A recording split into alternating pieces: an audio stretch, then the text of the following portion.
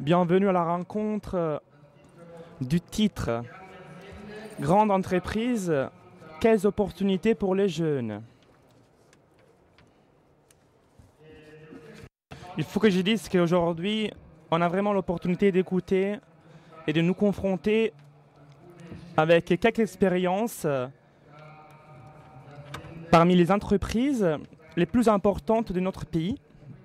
Et donc, je remercie tout de suite nos invités. À partir de Massimo Angelini, le directeur des communications externes et internes de Wind3 Spa. Francesco Del Zio, c'est-à-dire la direction des relations externes, des affaires institutionnelles et marketing de Atlantia et Autoroute pour l'Italie, et pas seulement, il est même écrivain.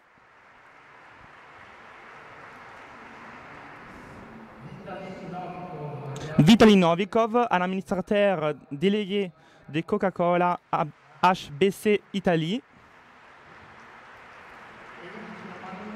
Et le dernier, mais pas le dernier, le professeur Giulio Sapelli, un professeur ordinaire d'histoire économique à l'université de Milan, et qu'on remercie beaucoup d'être ici avec nous.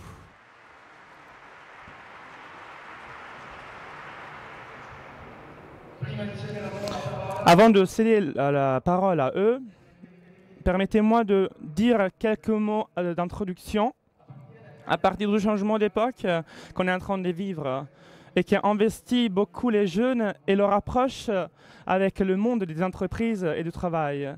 Je vous donne quelques données pour cadrer un peu le contexte où on vit. Dans 1980, les États-Unis et l'Europe faisaient ensemble les 52% du PIB mondial. En 2015, il est descendu à 32%. En 2020, il est retourné à 30%. Entre-temps, Chine et Inde sont passés du 5% de 1980 au 24% de 2015.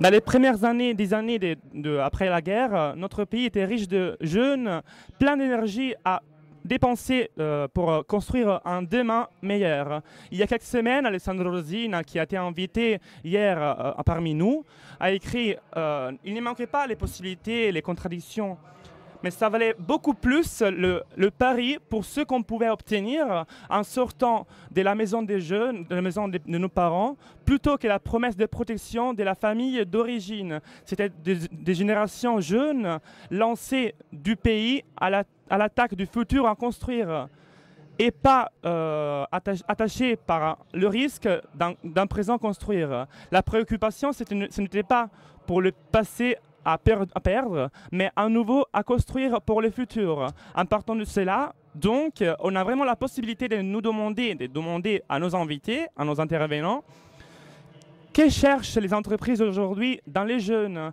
et qu'est-ce qu'elles trouvent dans les entreprises dans ces jeunes qui arrivent et comment elles affrontent les jeunes entrepreneurs et les entreprises, ces défis épocaux face à laquelle on doit vivre. Je donne la parole à Massimo Angelini, que je remercie. Merci beaucoup et bonjour à tous.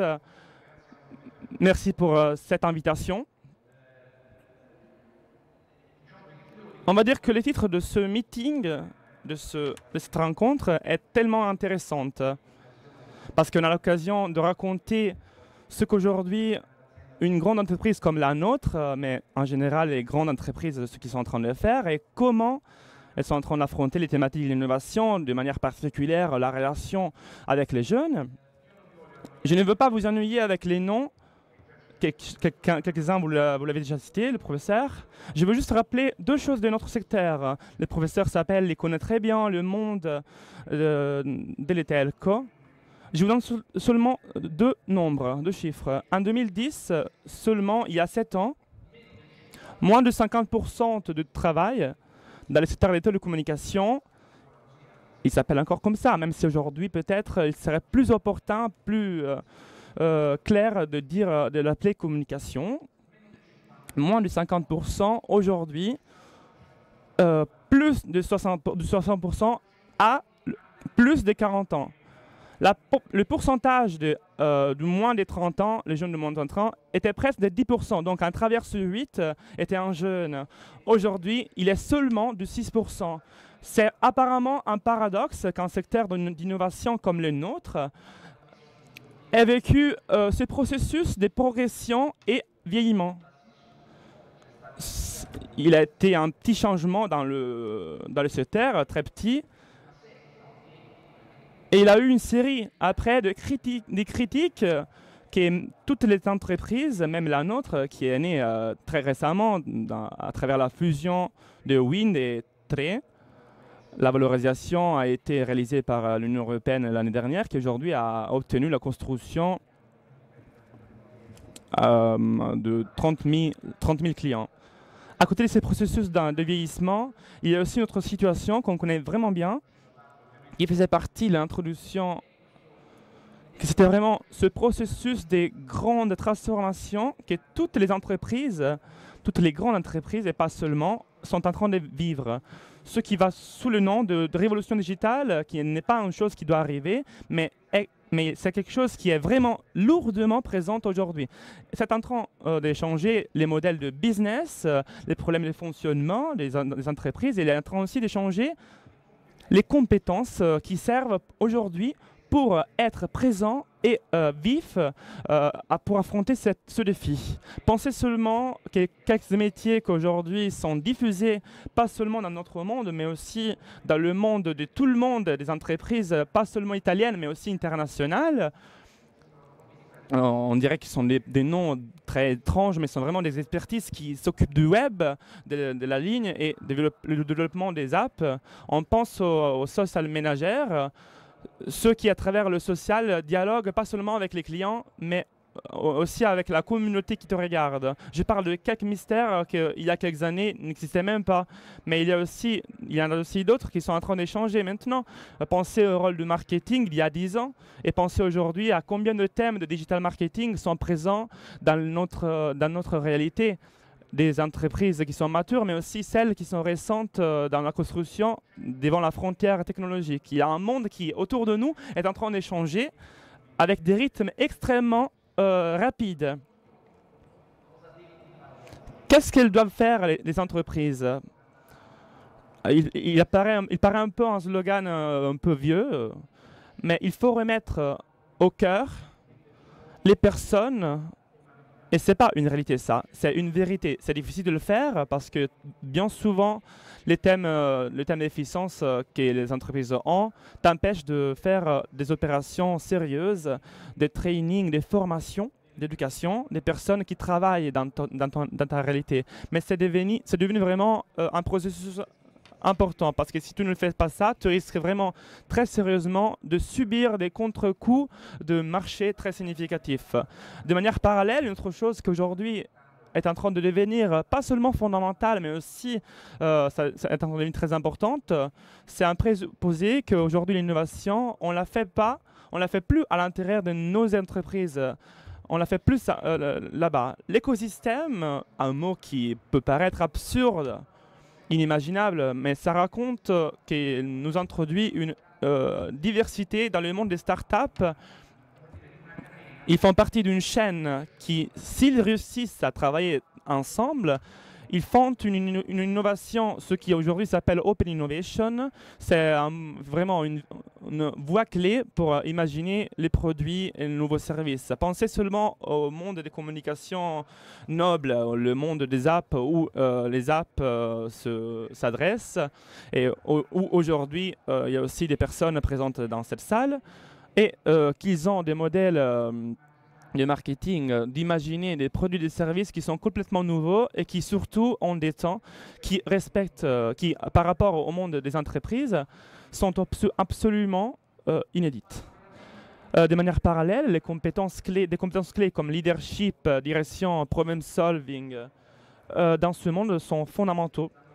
Les entreprises sont en train de penser, de repenser, et nous aussi de manière consécutive.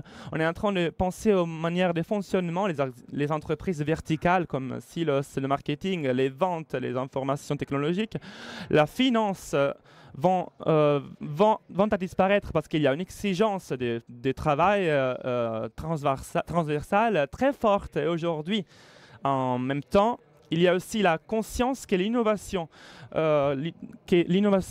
nous ne sommes plus des proprios des innovations technologiques, mais c'est une chose qui perd aussi toute l'entreprise même. Ce que l'on est en train de faire, je vous raconte très rapidement en 3 projets pour laisser la parole aux autres intervenants qui sont mes collègues. 3 projets extrêmement intéressants. Le premier, c'est le Wind Tree Factory. C'est une usine qui est interfonctionnelle. Il y a des jeunes qui ont moins de 30 ans, qui travaillent. Ils ont un leadership à l'intérieur, ils ont un budget dédié, consacré à eux. Ils n'étudient pas des solutions, des processus, des produits juste pour le faire.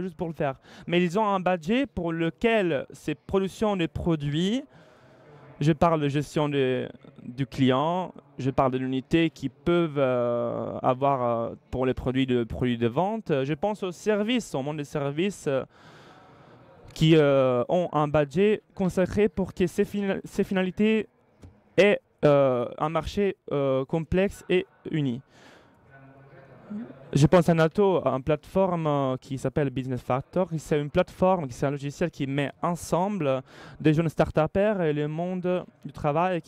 C'est une plateforme qui fait rencontrer des jeunes qui auront du mal à travailler ensemble aujourd'hui, mais qui ont au contraire, avec cette plateforme, l'opportunité de faire connaître ceux qui ont une idée, ceux qui ont l'intention de construire une entreprise, le monde du venture capital qui est en train d'investir sur cela.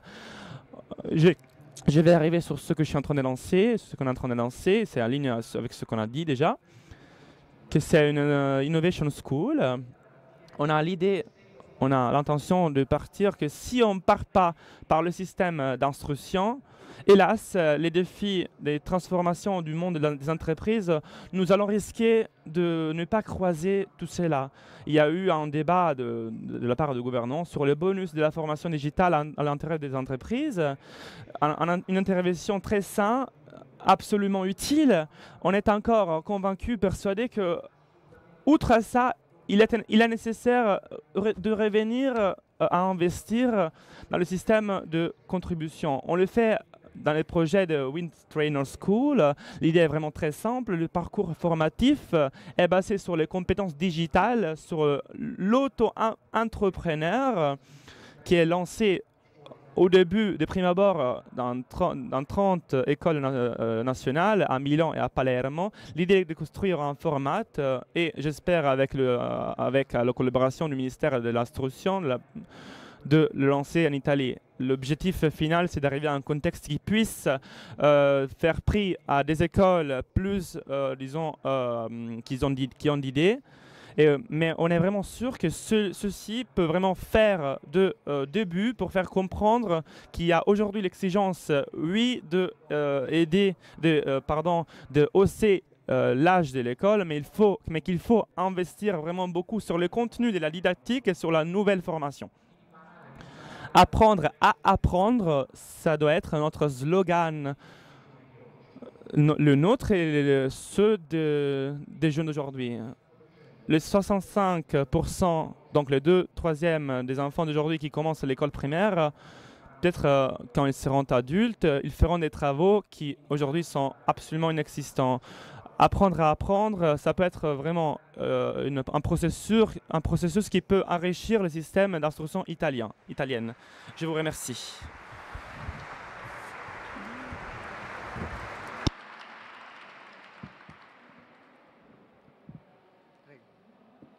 Eccoci allora. Je vous remercie pour cette invitation. Je suis très heureux d'être ici au meeting de Rimini. Moi, je ne donnerai pas des chiffres. Mais bon, je chercherai à jongler avec plusieurs casquettes, hein. Donc, j'ai vu d'ailleurs le partenariat important d'avenir avec le meeting cette année. Donc, je suis très heureux. Je suis aussi professeur autre que manager. Donc voilà, je chercherai à jongler sur les plusieurs casquettes pour vous donner plusieurs clés de lecture. Un conseil, si vous le permettez, pour commencer, étant donné que je vois beaucoup de jeunes dans la salle. Si aujourd'hui vous deviez choisir au hasard un lieu où vous pourriez faire votre première expérience professionnelle après avoir terminé l'université, acquis vos compétences professionnelles, eh bien moi je pense que votre première expérience professionnelle, votre première expérience devrait se faire au sein de l'entreprise. Pourquoi une grande entreprise? Pourquoi? Parce qu'en Italie, aujourd'hui, il y a très peu de grandes entreprises, si vous voulez, mais il y en a encore quand même quelques-unes. Et les grandes entreprises italiennes qui ont une vision globale et qui sont capables d'être concurrentielles sur l'échiquier global sont peut-être les seuls qui puissent sortir, créer de véritables entrepreneurs, les entrepreneurs de l'avenir. Donc voilà, progressivement, nous avons travaillé. Nous avons donc aussi interagi avec la banque italienne et la formation des dirigeants, des directeurs peut se former en Italie aujourd'hui si seulement il y a ce lieu de formation, de création d'une classe de directeurs. Et je pense que ce lieu, c'est bien les grandes entreprises qui doivent bien sûr être présentes dans le monde entier et donc répondre à toute une série de caractéristiques. Tout d'abord, le fait de permettre à ses propres employés, jeunes, talents, de se confronter avec des cultures différentes. Une grande entreprise qui peut se permettre d'envoyer, que sais-je, 10, 100, 1000 jeunes talents sur le marché de l'Orient, de l'Occident, que sais-je, eh bien alors ce sera une grande entreprise qui peut faire ça, qui ne fait pas du développement que pour elle-même, qui n'est pas vouée à rentabiliser ses propres activités, mais qui indirectement fait de la formation des futurs dirigeants. Voilà une apologie du rôle des grandes entreprises, mais aussi un conseil visé aux nombreux jeunes présents aujourd'hui dans cette salle. La deuxième raison pour laquelle c'est très important d'avoir une expérience professionnelle venant d'une grande entreprise, c'est qu'ici, en ce sein, il y a des valeurs dont on fait l'expérience tous les jours et qui, hélas, sont rares dans le monde du travail italien aujourd'hui. D'un côté, la compétition et de l'autre, la coopération. Au sein d'une grande entreprise, un jeune a la possibilité de faire expérience de deux. Donc, tant de la coopération que de la compétition. Il s'agit donc de comprendre où, quand, avec qui il faut coopérer et à la fois quand ou avec qui il faut concurrencer. Alors, un jeune talent, cela permettra de se réapproprier des valeurs fondatrices du marché global. Par contre, en Italie, pour toute une série de raisons sur lesquelles, bon, là, on pourrait avoir la boîte de Pandore, ne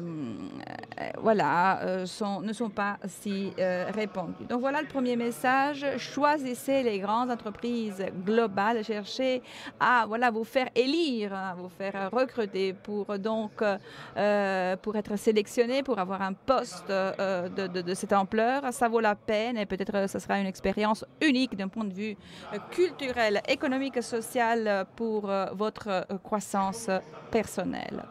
Deuxième message fondamental, ne pensez pas d'arriver au cœur d'une entreprise, une grande entreprise, en maîtrisant tout, en sachant tout. Mais ce n'est pas ça, parce que la formation sur place, celle que nous assurons à nos collaborateurs, est beaucoup plus importante que la formation que vous avez reçue jusqu'à ce moment-là, donc qui précède ce genre d'expérience. C'est-à-dire qu'il faut se présenter avec, bien sûr, toute une série de compétences de tout genre, avec des sensibilités certainement variées. Mais ce qu'on apprend sur place, sur le champ, est extrêmement beaucoup plus important que le bagage que vous apportez au moment de votre recrutement. Il est évidemment très important d'avoir ce bagage, d'avoir des flèches à son arc pour avoir accès à l'entreprise et pour interagir de la meilleure des façons. Mais Il est de plus en plus important de mettre en valeur tout ce qu'on apprend au sein de l'entreprise dans le périmètre d'une grande multinationale. Donc voilà, la formation doit s'étendre non pas de façon continuelle, mais c'est ce qu'on apprend sur place en affrontant tous les défis que le marché nous propose. Et donc voilà, il s'agit d'un parcours le long duquel la croissance est certaine. Donc voilà, de la place pour tout le monde et cela sera possible au moment où ce parcours pourra être fait. Il y a encore un message que je voudrais partager avec vous. Donc voilà, on parle beaucoup de tous les instruments législatifs permettant aujourd'hui d'avoir davantage d'emplois. Le Jobs Act, cette loi italienne, a joué un rôle important.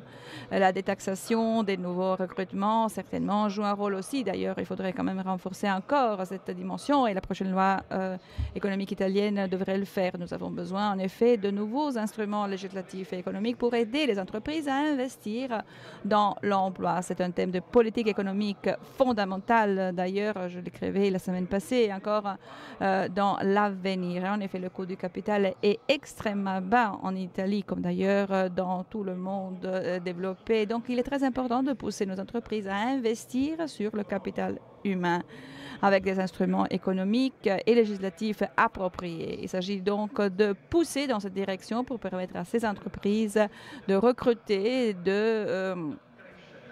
accroître ultérieurement son propre capital humain fait de jeunes talentueux. Tous ces instruments sont importants, sont essentiels, certainement, mais il faut encore en Italie compter sur une industrie, une structure de services, voire des entrepreneurs, des sujets, des acteurs actifs dans l'entrepreneuriat qui veuillent investir sur les jeunes. Et donc la fameuse théorie suivant laquelle il y aurait une guerre générationnelle dans le marché du travail en général et notamment et surtout dans la grande entreprise entre les jeunes et les moins jeunes, c'est vraiment une théorie sans fondement. Et ça, on le comprend bien sûr au sein des grandes entreprises, là où le rapport entre les différentes générations des travailleurs, c'est une relation saine. D'habitude, il n'y a pas de concurrence directe entre le jeune arrogant, ambitieux qui s'en vient et le moins jeune qui perdrait donc son terrain.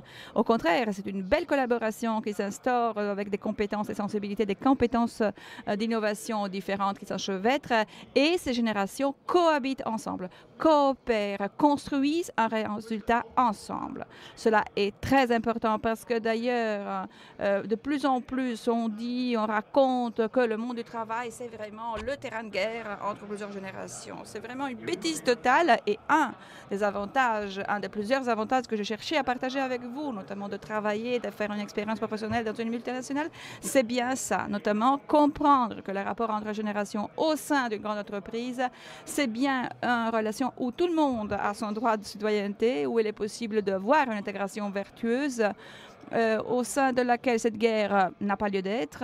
Au contraire, il y a la présence de plusieurs sensibilités différentes qui jouent entre elles pour permettre à cette entreprise d'avancer, d'améliorer sa propre position compétitive sur l'échiquier, sur le marché. Voilà, une brève apologie des grandes entreprises, certes, mais en même temps, j'espère vous avoir lancé quelques messages utiles aussi pour vos choix futurs. Merci.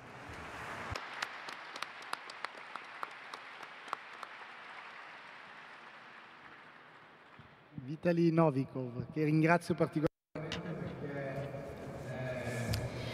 Je vous remercie parce que, voilà, avec votre présence aujourd'hui, pour votre capacité capacité en italien. Vous avez appris l'italien en moins de 2 ans.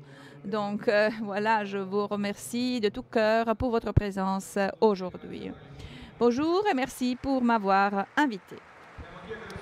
Je m'excuse d'ailleurs et pour mon italien, je m'excuse parce que bon là je maltraite votre belle langue et j'espère que ce que je dirai c'est bien, que ça sera correct. Il y a quelques semaines, il y a eu de bonnes nouvelles concernant la réduction du chômage en Italie, 11%. Donc une nouvelle positive en tant que telle. Mais lorsqu'on regarde au chômage des jeunes, là, 35%, c'est encore un pourcentage, ce qui est encore très élevé. En effet, l'Italie est un pays tiers, ne serait-ce que pas pour ce chiffre. Seulement la Grèce et l'Espagne font pire que l'Italie dans ce sens-là. C'est clairement un problème. Alors, voyons de comprendre ce qu'on peut faire. Nous, au sein de Coca-Cola, nous sommes toujours très constructifs et nous voulons toujours agir, interagir, etc. Alors, qu'est-ce que nous, on peut maîtriser? Qu'est-ce que nous, on peut faire? Au lieu de demander pourquoi les jeunes ne trouvent pas du travail, nous avons demandé, mais qu'est-ce que vous cherchez dans le travail et qu'est-ce que nous, on cherche? Est-ce qu'il y a une correspondance entre ces deux questions? Une recherche faite par l'Université Louis l'année passée et que nous avons supportée également. Donc, les étudiants jeunes, la majorité, a répondu d'une façon, je dois dire, assez surprenante. Nous avons vu que le salaire, ce n'est pas la chose la plus importante lorsque les jeunes cherchent du travail. Ce qui les intéresse davantage, ce qu'ils veulent voir, c'est une bonne qualité de service, ce que l'entreprise réalise véritablement, quel est l'impact sur le monde. Ils s'intéressent pas mal à ce genre de choses. Et puis, ils veulent comprendre également si les valeurs de l'entreprise correspondent à leurs propres valeurs. Cette correspondance est très importante pour eux, donc le salaire n'arrive qu'à la 3e place de leur priorité, ce qui est surprenant en soi. Nous cherchons à faire nous-mêmes quelque chose chez Coca-Cola. Depuis des années, nous organisons des cours dans les écoles pour tout ce qui est citoyenneté, recyclage, changer la planète pour qu'elle devienne une meilleure place où vivre. Puis nous avons parlé entre nous en interne et nous sommes dit qu'il faut faire quelque chose de plus. Cette année, nous sommes partis avec une initiative qui a comme pour but rapprocher les jeunes au monde du travail. Donc voilà, on transfère des compétences soi-disant soft, notamment celles qui aident les jeunes à être plus compétitifs. Ils peuvent apprendre comment apprendre à écrire un CV, faire des interviews de travail, etc. Mais il s'agit en même temps de leur permettre de comprendre, d'être conscients d'eux-mêmes. Donc, ce qui les aide à mûrir et donc à trouver un travail plus rapidement, mais aussi tout ce qui est donc des compétences du monde des affaires, tout ce qui est nécessaire lorsqu'ils déjà ils travaillent. Et tout cela avec une approche pragmatique. Nous sommes une grande entreprise, nous avons plus de 2000 personnes en Italie travaillant pour Coca-Cola, nous avons une grande force de vente, 4 sites, beaucoup de régions, nous sommes présents dans beaucoup de régions, il y a beaucoup de professionnalisme que nous développons, ce que nous pouvons faire sans attendre, pratico-pratique. Donc, nos personnes sont devenues des mentors. Donc, et d'ailleurs, le meeting des Rimini est très important pour donc renforcer la motivation des jeunes. Et il y a des personnes de chez nous qui travaillent avec des jeunes pour transférer à eux des compétences au sein de séminaires vivants. Mais il y a aussi une application où on trouve des cours en ligne que les jeunes peuvent suivre, auxquels ils ont accès à partir de leur smartphone. Voilà. Alors cette combinaison de formation en ligne et formation en direct, eh bien c'est quelque chose que nous sommes en train de promouvoir et pour faire avancer plus rapidement ce projet. Tous les jours, il y a 2 séminaires. Ces jours-ci, nous avons beaucoup de participants qui viennent. Nous sommes très heureux de cette initiative et c'est ainsi que nous souhaitons contribuer à notre tour pour que les nouvelles tendances positives italiennes se confirment. Moi, je suis persuadée que les jeunes Italiens peuvent jouer les rôles les plus élevés, les plus importants. Moi, j'ai 37 ans. J'ai eu mon premier travail comme administrateur délégué il y a une dizaine d'années. J'ai déjà travaillé en 4 pays comme administrateur délégué. Je suis absolument persuadée que ce n'est pas le bas âge, la jeunesse qui compte pour assumer un rôle important. Ceci dit, je suis d'accord, il y a une certaine recul, il y a une certaine distance entre ce qu'est le monde académique, ce qu'ils apprennent à l'université et ce que c'est que le monde professionnel, la réalité du monde du travail. Il est clair que le monde change très rapidement, les entreprises changent très rapidement et doivent s'ajuster très rapidement aux exigences du marché, ce qui veut dire que même le monde de l'éducation devrait s'ajuster davantage à cette réalité professionnelle. Donc, j'invite les académies, le monde académique à interagir davantage avec les entreprises, les multinationales, pour entamer au sein d'un dialogue constructif, pour ajuster les cours, pour faire de sorte que les cours et la formation soient plus proches du monde du travail. C'est ainsi que nous pourrons réaliser progressivement d'ultérieures améliorations. Merci.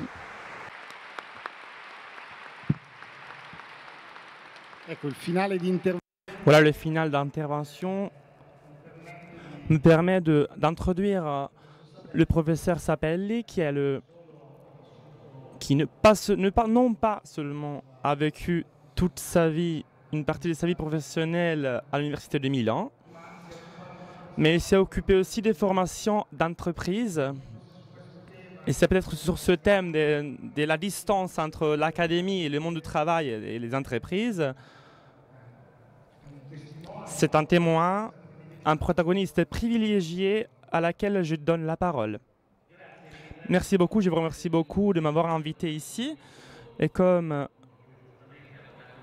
l'avocat Magni l'a justement dit, il est vrai, quand l'on a 71 ans et on a commencé à travailler à 19 ans, 20 ans environ, à l'Olivetti, quand en 1966, l'Olivetti, Roberto, Adriano était encore mort depuis 6 ans. Eh oui, on a passé une longue vie, on fait nos erreurs, on se lance à l'université en 1974, mais les entreprises ne sont jamais abandonnées. Les expériences meilleures que j'ai faites ne sont pas dans le conseil d'administration de ces entreprises dont on a parlé. Et les grandes entreprises comme Eni, Trenitalia, comme les petites entreprises comme Schneider, par exemple, Unicredit, et ainsi de suite. Ça a été l'expérience de formation d'entreprise pour les grandes entreprises, à commencer par Olivetti, le cours qu'on faisait à Burolo dans les années 80, parce qu'à l'époque, il y avait eu un lien très fort dans la dirigeance. Et Leni, à l'époque, en parlait avec Angelini à Castel Gandolfo. Il y avait l'Institut d'art managérial. Et après, pour passer à l'expérience merveilleuse qu'on a fait avec le start-up, avec l'équipe, avec les teams et les communications d'Italie. Massimo Barra était ici hier. Lui et moi, on s'est connus quand on était un jeune élève à l'école de team, quand on faisait à l'école de Nerola. Et on était là 2 jours avant. Et il y avait un cours qui durait 15 jours.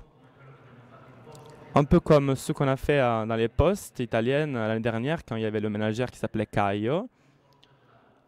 Un cours qui durait juste 1 semaine. C'était les dernières relations que les grandes entreprises avaient avec le monde des jeunes. La crise, c'est la crise de la grande entreprise aujourd'hui. Angelini l'a dit vraiment bien, avec les nombres, les grandes entreprises deviennent vieillissent. Et dans son système économique, comme nous l'enseignait la grande Vittorio Rosio, dans les grandes entreprises, on a besoin de tout. On a besoin aussi de petites, moyennes et grandes entreprises. Si un système manque, on voit qu'aux États-Unis, tout va bien parce qu'ils ont de tout. Ils ont tout et l'État s'occupe que tout ne manque pas. Le petit monde d'affaires d'entreprise est soigné par les petites entreprises. Les grandes entreprises soignent elles-mêmes. C'est même vrai que la grande entreprise est vraiment en train de s'échanger, elle est en train de vivre une transformation très profonde de prime abord parce que la jeunesse n'est plus voulue, malheureusement. C'est plus la rhétorique des jeunes, mais s'il y a une relation à chute de ceux qui entrent et ceux qui sortent de l'entreprise, la direction de la grande entreprise est obligée à un travail pour entamer les relations, disons, et elles doivent transmettre le know-how d'une génération à l'autre, mais le jeune peut amener ça, peut amener ceci d'autre. Il peut posséder quelque chose d'autre que une chose qu'aujourd'hui se déplace encore plus en dehors de la grande entreprise. Mais la grande entreprise doit prendre cela. Et elle a deux moyens pour faire ça. Créer des relations de ce qu'on fait aujourd'hui, et ça, c'est une falure. À Turin, on avait 1800 ingénieurs qui devaient faire de l'innovation. L'innovation est un processus anarchique. C'est une idée de la Russie si on pense qu'on doit faire l'innovation du haut. L'innovation, c'est un processus anarchique. On doit créer le capital humain, c'est ça notre moyen. Le problème, c'est que le capital humain ne se fonde plus dans les grandes entreprises parce que, comme la capitalisation dans les mondes du travail, la capitalisation humaine dans des grandes entreprises, il n'y a plus. Pour produire un jeune, un salaire de 1200 d'ingénieur, après 6 mois, si tu n'es pas d'accord avec ça, mais Eni ne le fait pas, mais c'est comme les moyens entreprises le font. On le fait partir, on le vire si tu n'es pas d'accord. C'est ça la situation entre les jeunes et les grandes entreprises aujourd'hui. On est en train de tout briser, tout est en train de s'écouler parce qu'on est en train de partir à partir de Biaggi et là au-delà. On a détruit le système de relations entre les grandes entreprises et les jeunes. On a des illusions qu'aujourd'hui, on peut substituer, on peut faire changer ce système avec d'autres choses. Non, on doit substituer tout ça avec l'amour pour les personnes. Parce que c'est vraiment l'amour pour les personnes qui aide à aller de l'avant. Et ça aide à avoir vraiment une innovation, une dédiction aux jeunes. Toutes les enquêtes pour les personnels sont dramatiques aujourd'hui. Je vous fais un exemple. Les personnels s'occupent seulement des gestions maintenant. Le développement n'existe plus. Autre temps, le développement était de suivre la personne l'une après l'autre et construire pour cette personne un profil de carrière. Autrefois, il ajoutait carrément, on savait ce que la personne faisait après 15 ans. C'était annexé. Mais la grande force des corporations américaines, c'était D1, leur diversification. Mais tout d'abord, on faisait de la télécommunication au Sheraton. Imaginez, toi, tu savais déjà ce que la personne devait faire après 15 ans. Peut-être la personne était un peu, la personne était un peu casse-couille comme moi, après elle s'en allait. Mais ceux qui restaient, ils cumulaient un output vraiment épouvantable. Ce système n'est plus là parce que la direction des personnels font une gestion et forme, éduque sur des choses que les personnes devraient déjà savoir. On a fait 40 000 heures de formation. Public speaking, leadership, la direction, c'est vraiment que des conneries parce que le powership, on doit vraiment la faire. La direction, on ne peut pas l'enseigner. Qu'est-ce que c'est la leadership? Allez voir les enfants qui jouent au football dans une cour, là vous pouvez le voir tout de suite.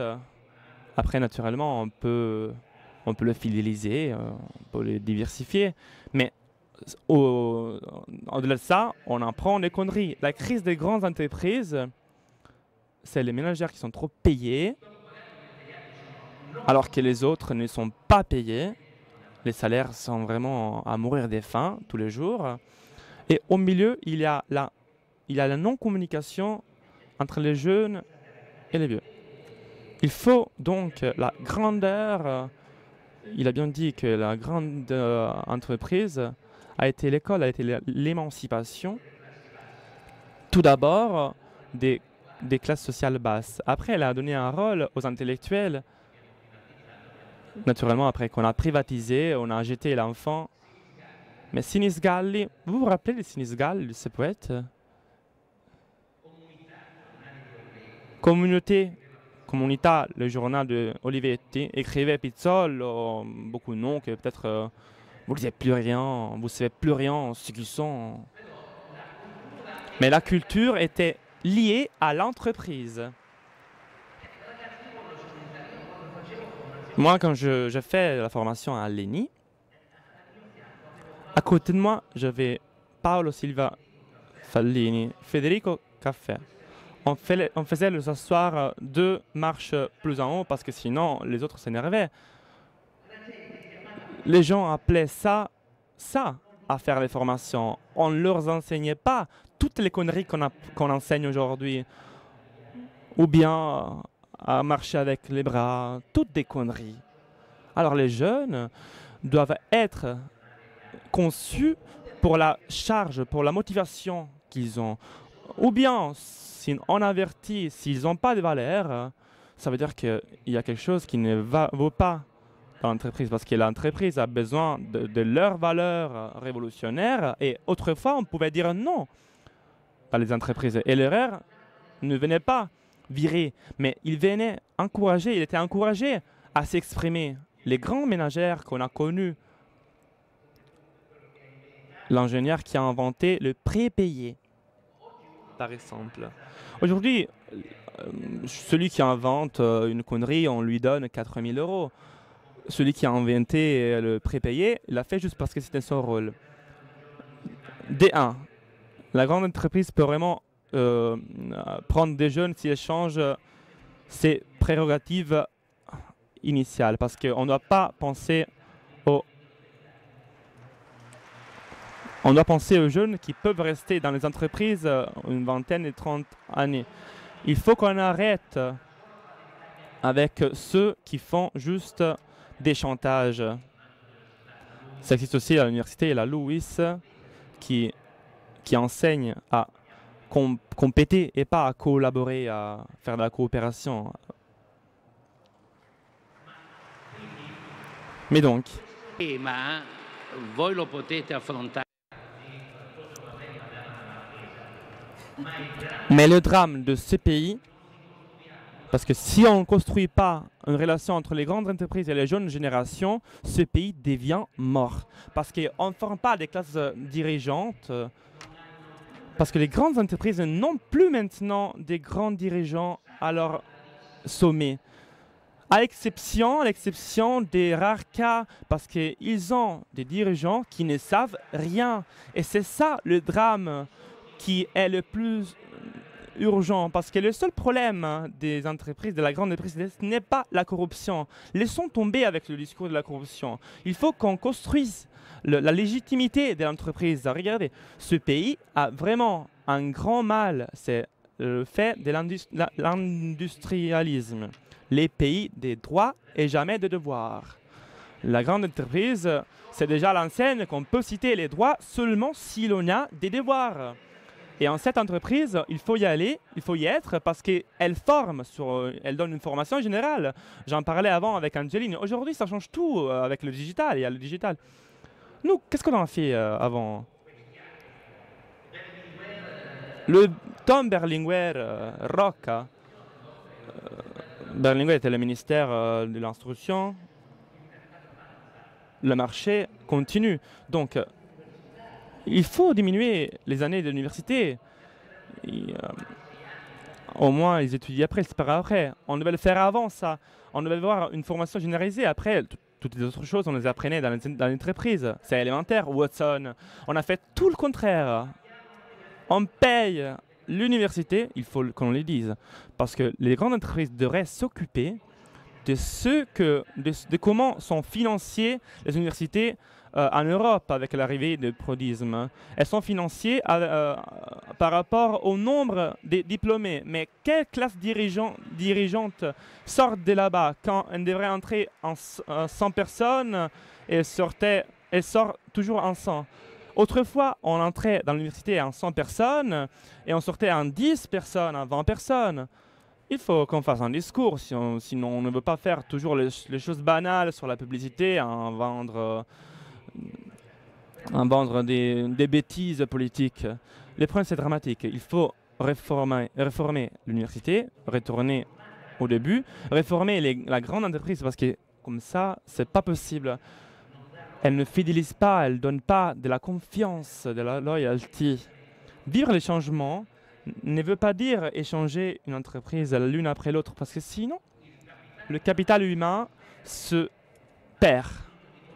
On a besoin de le concentrer, l'innovation. S'il est anarchique, elle grandit en faisant être ensemble, faire cohabiter les personnes. Les grandes entreprises qui changent, comme Amazon, si vous allez voir, ils ont un très bas turnover. C'est vraiment tout au contraire, tout marche au contraire.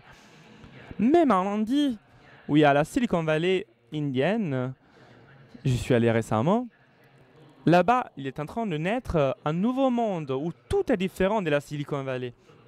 Tout est différent de la Silicon Valley, mais même là-bas, où on parle de formation des communautés.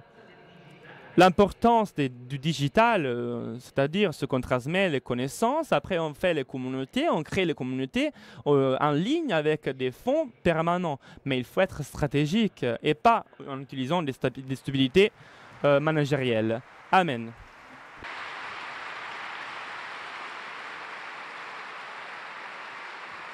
Grazie, professeur Sapelli.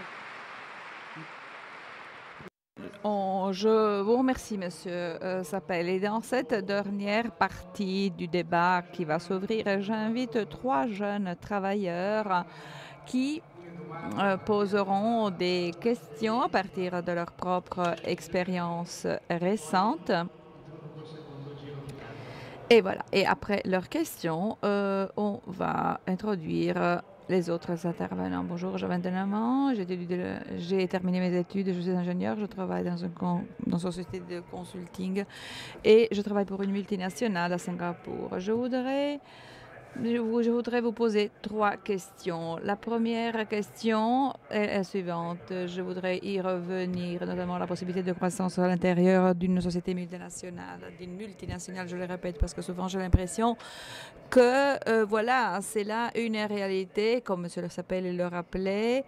C'est dur au début et finalement le dynamisme n'est pas très fort. Donc j'imagine, j'ai du mal à concevoir une carrière de longue durée dans une entreprise internationale. Donc, je voudrais vous demander si vous avez des exemples ultérieurs par rapport à ce que vous avez dit pour répondre concrètement à ce questionnement. Deuxième point, plus proche de mon expérience professionnelle, de plus en plus, il y a des jeunes qui sortent de plus en plus de l'Italie et qui vont de plus en plus à l'étranger. Ce qui veut dire donc effectivement faire sa propre expérience à l'étranger. Cela enrichit bien sûr, mais met aussi en difficulté les jeunes quand il s'agit de bâtir une famille, etc. Donc je voulais un petit peu savoir comment vous voyez ça.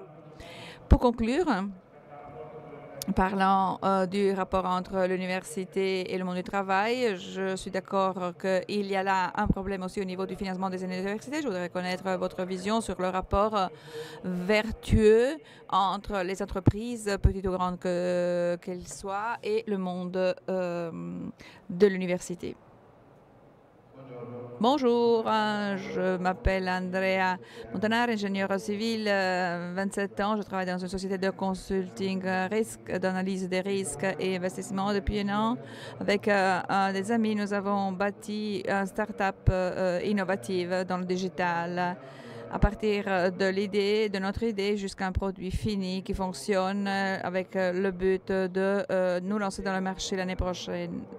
J'ai 3 questions sur ce thème. Première question, D'après vous, quels sont les facteurs déterminants pour qu'une entreprise réussisse dans un marché international globalisé comme celui que nous vivons aujourd'hui? Deuxième point, M. Angelini en a déjà touché un mot tout à l'heure, surtout concret, l'idée d'innovation ouverte. Est-ce qu'il s'agit d'un modèle durable sur quoi on puisse compter et miser pour l'avenir?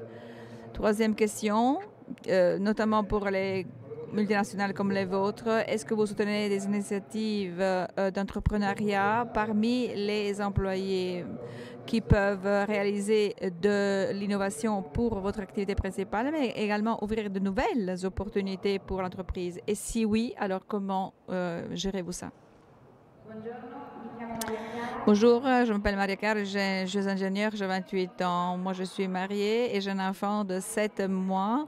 Et dans très peu de temps, je terminerai mon congé de maternité, je retournerai au travail. J'ai plein d'attentes par rapport à ma rentrée et par rapport à mes perspectives futures de travail. Je reconnais en moi des nouvelles expériences venant justement de la maternité d'ailleurs, il faut rappeler également, et pourtant que j'ai aussi un peu peur de l'idée que l'entreprise a de moi parce que justement je suis mère. Alors je voudrais savoir, dans votre entreprise, la maternité pour une femme, la famille pour un travailleur en général, représente-t-il une contrainte ou une opportunité? La première réponse a été ne parlez pas trop avec des femmes lorsque vous rentrez.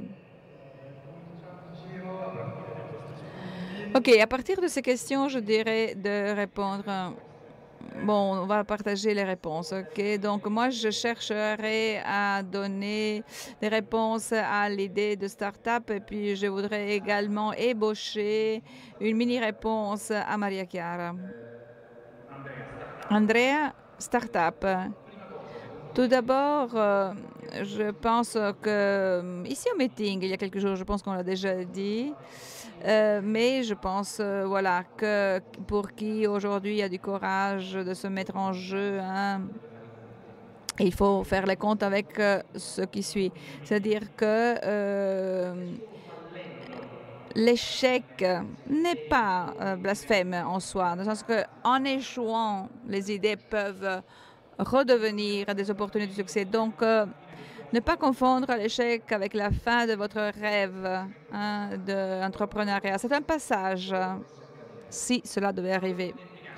Facteur déterminant pour le succès, bien sûr, avoir la capacité de communiquer, de proposer, de vendre correctement votre idée à ceux qui veulent investir de l'argent, parce que les startups qui ont du succès, finalement, c'est les startups qui trouvent du capital. Donc, aussi les grandes entreprises devraient pouvoir le faire si vous vendez bien le projet. Nous, dans notre petit entourage, nous avons soutenu 4 parce qu'en fait, nous avons soutenu un grand incubateur. Donc, l'Université Louis et L Venture, on les a mis ensemble et nous nous avons rencontrés sur notre chemin. D'ailleurs, ils sont devenus nos fournisseurs. Nous les avons soutenus dans leur processus de développement. Dans certaines de ces initiatives, il est fondamental de trouver donc quelqu'un qui te donne de l'oxygène, qui te donne des possibilités et pour qui tu pourras devenir aussi un fournisseur ou un partenariat potentiel. L'innovation ouverte, je l'ai déjà dit au début de mon intervention, c'est indispensable. Voilà, je ne pense pas que la recherche et le développement aujourd'hui puissent se faire uniquement. D'ailleurs, je m'associe à ce que le professeur Sapel disait. Absolument, je ne pense pas que la recherche et l'innovation puissent se faire au sein de l'entreprise. Il faut donc cette interaction des différents acteurs de la chaîne. Qui le fera mieux gagnera. Qui saura dialoguer avec les startups avec les mêmes critères, la même rapidité, la même flexibilité, la même rapidité. Donc, ceux qui dormiront sur leur laurier perdront le train de l'innovation. Troisième question, soutien et encouragement des employés à l'intérieur des entreprises. Ce dont je vous parlais tout à l'heure, notre projet, c'est justement ça. En effet, il s'agit de jeunes qui doivent croître et de ce point de vue, c'est ça que l'entreprise est en train de réaliser avec aussi des expériences de auto-entrepreneuriat. Dans certaines circonstances, nous avons également acheté le brevet de certaines opérations, de certains acteurs, de certains collègues à nous. Je pense par exemple au au call center. Il y a quelqu'un qui a eu le rêve de développer des applications qui finalement ont porté fruit au sein des entreprises pour vendre leur business au quotidien. Nous l'avons déjà fait par le passé. Nous avons également soutenu nous n'avons pas soutenu des initiatives dans l'innovation de nos employés parce que ceux qui travaillent en entreprise a une expérience au niveau, par exemple, de gestion du client, etc., qui est très spécifique. Donc voilà, le saut de qualité là se base sur d'autres éléments. Maria Cara, je suis moi-même optimiste, j'ai bien compris, tu l'es également. Ce don magnifique de donner la vie, c'est quelque chose que certainement qui t'accompagnera aussi dans ta vie professionnelle. Je suis persuadée que j'espère que tes collègues n'ont pas occupé ton bureau pendant tes mois d'absence. Je pense qu'un véritable effort que toutes les entreprises, n'importe la taille, doivent faire, c'est vraiment de trouver le bon équilibre entre la vie privée et la vie professionnelle. À mon avis, sur le marché, c'est cette capacité qui sera reconnue. Les entreprises qui ne consentent pas un équilibre véritable entre ces deux dimensions de notre vie, je pense que voilà, elles sont destinées à perdre la motivation, le brio, l'envie de faire de leurs propres employés. Je pense que dans ce sens-là, la communication interne en particulier peut jouer un rôle majeur. De ce point de vue, j'ai un petit vidéo institutionnel pour la 4e année de suite. Nous avons réalisé une vidéo qui ne parle pas de produits, qui ne parle pas de services, mais qui parle justement du rôle que la communication peut jouer. Voilà, c'est vraiment 120 secondes. Nous allons le lancer dans quelques jours sur la toile. Je ne sais pas si c'est le bon moment, mais je voudrais vous l'offrir parce que voilà, ça pourrait vous plaire. Merci.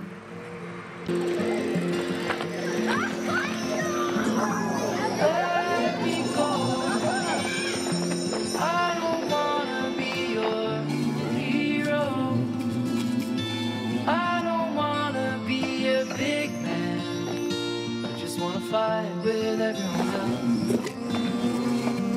Your masquerade. I don't wanna be a part of your parade. Everyone deserves a chance to walk with everyone else while holding down a job to keep my girl around. Maybe buy me some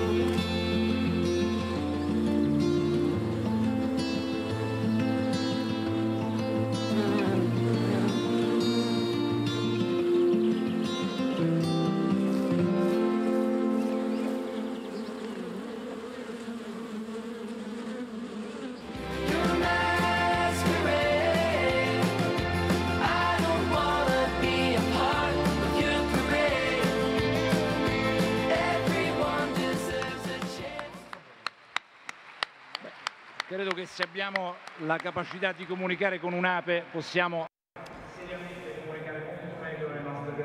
Voilà, comment communiquer de façon très efficace.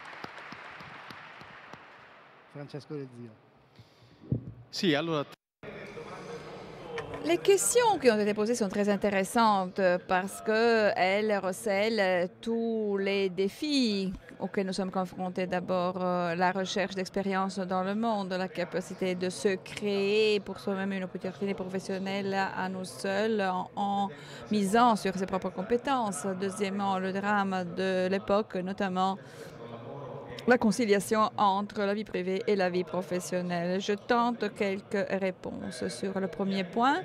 Bien évidemment, les expériences du monde, les expériences qualifiantes, oui, les expériences internationales rendent un CV beaucoup plus fort. Je pense que c'est Marco qui nous a qui a partagé cette expérience. J'ai envie de lui dire que ce type d'expérience, abstraction faite de la gratification que son entreprise aura sur lui, le renforcera énormément. Et donc, et cela pourra le renforcer s'il va trouver son chemin, mais aussi à l'intérieur de l'entreprise ou même ailleurs.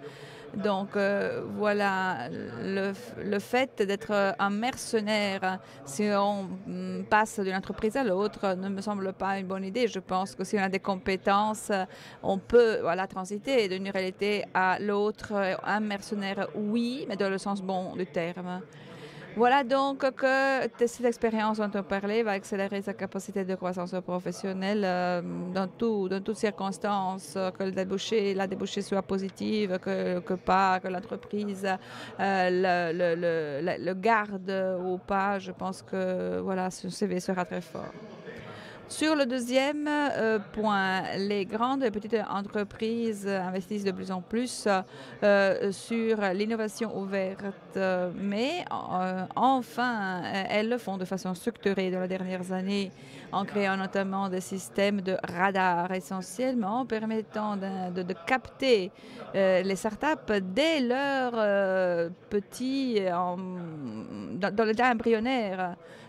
Donc voilà, et bien sûr les startups dont l'activité est très proche de l'activité principale de l'entreprise. C'est ce que nous faisons avec un consortium qui nous relie d'ailleurs aussi à Fiat Chrysler et pas uniquement que ça. Donc nous avons une interaction avec des startups du monde entier.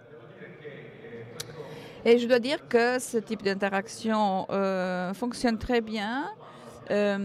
Cette coopération fonctionne surtout quand, au-delà des questions liées à l'investissement dans le capital, etc., il y a une transmission, un transfert de compétences. C'est-à-dire lorsque, et nous le faisons de plus en plus, nous arrivons à aider la start-up à mieux diriger l'idée créative initiale pour qu'elle soit efficace, gagnante tout de suite dans son marché. Troisième thème qui est plus compliqué, la conciliation entre la maternité et le travail.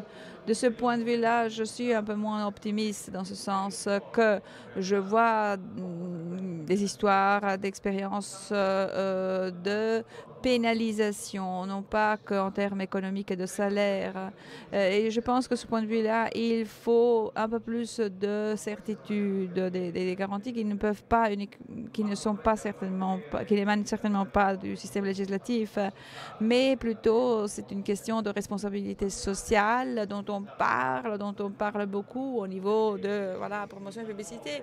Mais certes, il y a de nouvelles compétences, une compétence qu'une maman, par exemple, est capable d'acquérir, ne serait-ce que parce qu'elle fait son métier le plus naturel du monde et cela sera très utile, voire très très utile à l'entreprise quand il s'agit de gérer, par exemple, les médias, le personnel ou alors encore la gestion des consommateurs. Sur ce point, voilà donc ce que je pense. Les entreprises italiennes doivent encore progresser et voilà, c'est tout. Merci. Sì, grazie. Oui, merci. Je vais faire des réflexions sur le dernier thème, le thème difficile. Nous, on a vraiment beaucoup de discussions sur le thème de la maternité et comment on peut supporter nos femmes qui s'en vont et après elles reviennent. En étant des grandes entreprises, comme je l'ai dit avant, on a plus de 2 millions de dépendants. On doit assurer qu'on a les structures adaptées qui nous aident à avoir toutes les informations pour gérer ce processus. Dans ce sens, nous, on dépend des ressources humaines où on veut assurer que les personnes ont des performances, ont des talents. Et ce sont les choses qui peuvent déterminer au développement. Et après, en parlant des femmes qui vont en maternité, on veut assurer qu'il y a la visibilité. Et après, quand elles sont prêtes à retourner, on crée les conditions nécessaires parce que ce n'est pas le problème des femmes qui sont revenues pour grandir et faire carrière. Mais le problème, c'est que parfois, elles ne veulent pas revenir parce que ce n'est pas possible de mettre ensemble le monde du travail et le monde de la maternité. On est en train de travailler sur ça parce qu'on est en train de créer des conditions pour que les personnes puissent travailler de la maison. Là, c'est 5 jours par mois. Après, c'est 60 par an.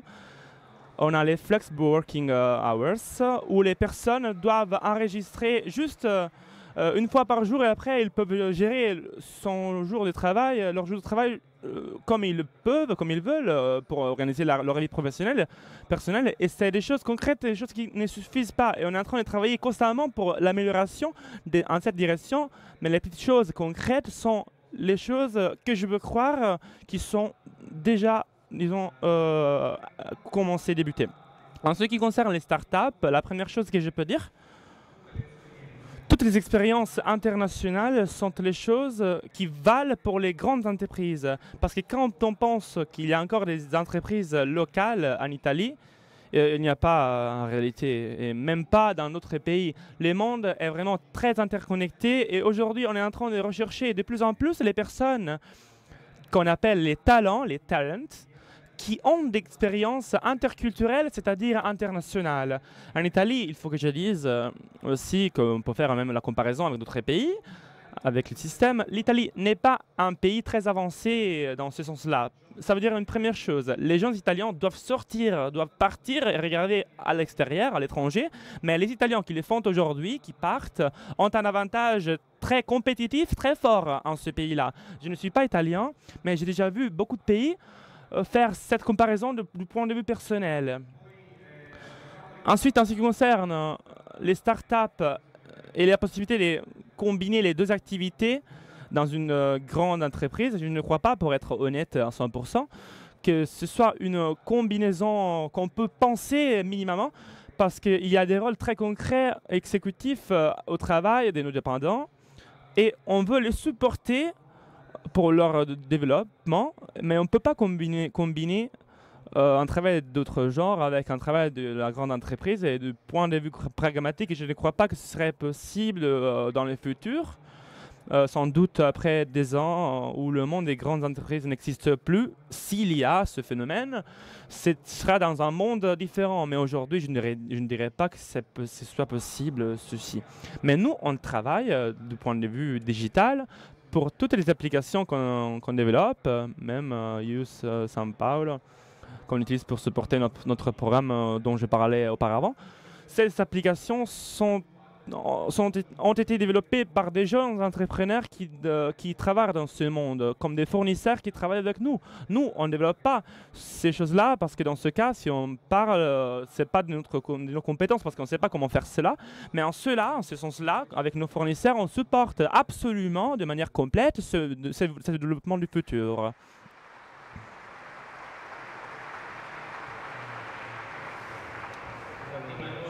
Mais la première chose que je veux dire, c'est l'expérience qui nous a menés jusqu'à ici. Une ingénieure, maman aussi, comme l'a dit Angelini. Ça dépend même de nous, ça dépend de la diligence.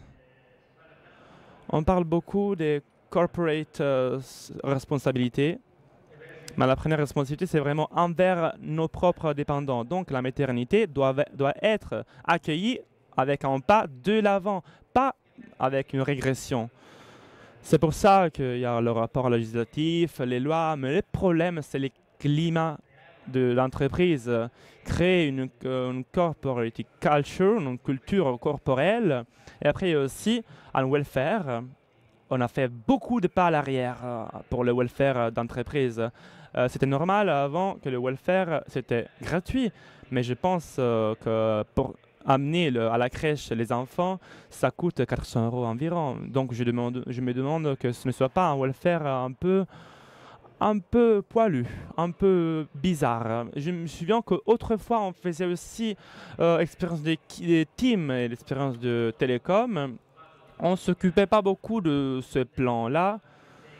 Et on avait beaucoup de dépendants très intelligents, très comme il fallait. Après la maternité, ils avaient vraiment élevé des fils.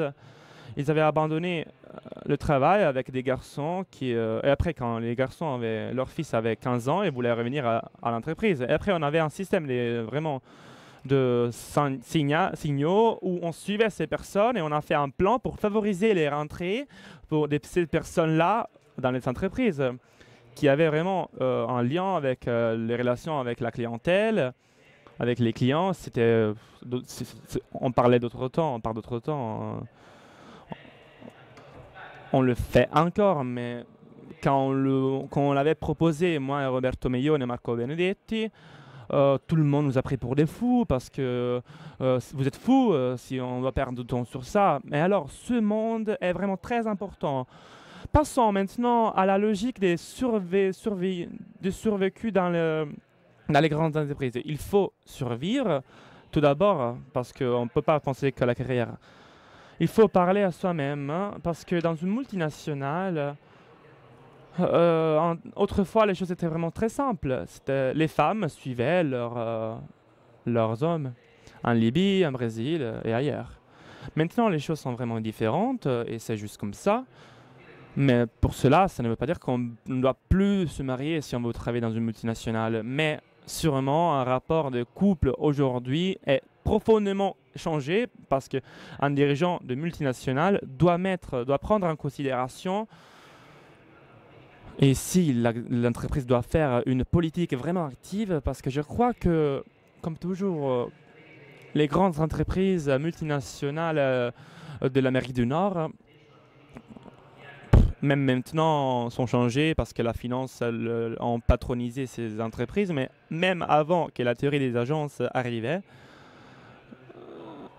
avant aussi que l'arrivée de la domination de la finance arrivait, l'expérience était extraordinaire parce qu'on favorisait le travail de la femme avec son mari. Si vous allez lire les livres de Amsolf et ainsi de suite, on essayait de favoriser une attitude, c'est-à-dire les grandes entreprises s'occupaient de la vie familiale. Aujourd'hui, naturellement, ça rencontre une série de diffidences parce qu'on ne veut pas qu'on pénètre dans l'intimité, dans la vie privée des personnes, mais on ne parle pas de vie privée. C'était une façon de garantir le welfare d'entreprise parce que la chose essentielle, l'équilibre, c'est la culture des personnes qui travaillent dans l'entreprise. Un jeune dans la grande entreprise, je pense qu'on est tous persuadés qu'il faut choisir soit faire une carrière de professionnel, soit faire une carrière de ménagère. Parce que les ménagères allemands ont des prix juste parce qu'ils font des carrières de professionnels. Ils sont dans des grands établissements. Après, ils vont monter le sommet de bord. Et après, on a des ingénieurs. Et si on parle du modèle anglo-saxon, il est plus généraliste parce qu'on passe de la direction d'une entreprise des grandes institutions pour ensuite passer à diriger une entreprise plus petite, plus moyenne. C'est tout un autre discours qu'on fait. L'Italie n'a jamais rejoint son équilibre stable parce que c'est un pays multiethnique, un pays de plusieurs cultures, et on a été pénétré par beaucoup de cultures managérielles. Mais maintenant, on n'est plus pénétré par rien parce qu'on ne fait plus une culture managérielle parce que ça n'existe plus maintenant. Et c'est vraiment dévastatoire parce que à la Harvard Business Review, elle sort en Italie, mais ce n'est pas un magazine sorti en Italie. Avant, on avait un bel magazine parce qu'il fallait le lire et on était bien disponible à faire des sacrifices. Personne ne vous a dit ça, mais on doit faire des sacrifices. Si vous devez vous marier, il faut que vous vous mariez 5 ans après, il faut que vous ayez patience si vous voulez faire une carrière professionnelle. On ne peut pas tout avoir. Après, il y a aussi un problème dont personne n'a parlé. Parfois, il faut aller dans l'invisibilité pour marcher de l'avant. Parce que si tu es trop visible, on te vire. Tu fais pas carrière. Et c'est une chose très sérieuse parce que c'est une technique managériale. C'est le fait de se cacher. Le nicodéisme. Il faut être bien attentif parce que surtout les grandes entreprises sont bien faites comme des systèmes politiques. Donc pour vivre dans une grande entreprise, il faut avoir une intelligence politique. L'entreprise n'est pas seulement un acteur économique, c'est même un système politique. Elle a des groupes de forces, des politiques. Donc un jeune doit apprendre avec la lecture de Prince, de Machiavelli. C'est une lecture indispensable pour faire carrière dans une entreprise. Qui ne fait pas ça, il est mort. Il ne fait pas carrière. Donc les startups sont contentes. Je suis vraiment content que vous fassiez de startups. Mais je ne la pense pas, je la pense exactement comme lui. Ils sont du monde à part, de monde différent. Peut-être parfois ça peut aussi acquérir, il peut même acheter quelques startups. Je veux juste recommander que qui fait une startup fait une entreprise. Donc les comptes doivent être imposés à partir du premier jour parce que beaucoup de ces startups vivent de ils se bourrent de carrières universitaires. Après, c'est un jeu toujours de Saint-Antoine. Il faut faire un business plan, un plan des affaires. Il faut être attentif. Et après, bonne chance.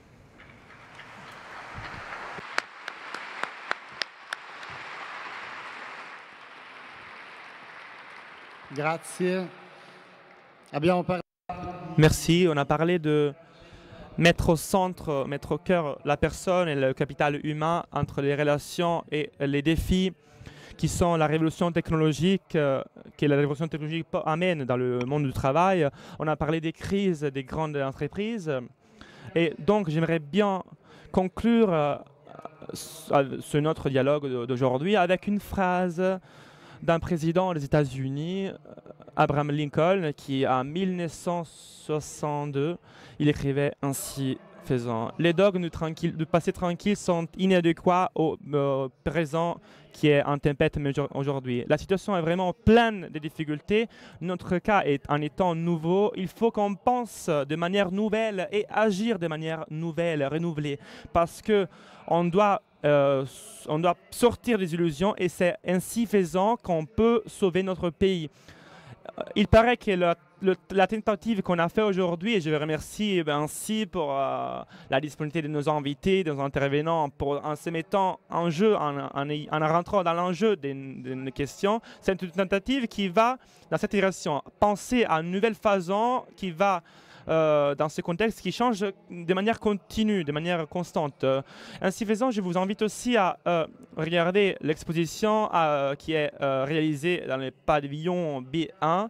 Chacun dans ces thèmes dont on a parlé aujourd'hui, qui constituent les fils rouges et les fils logiques d'une tentative de dialogue et des rapports, des comparaisons qui peuvent continuer.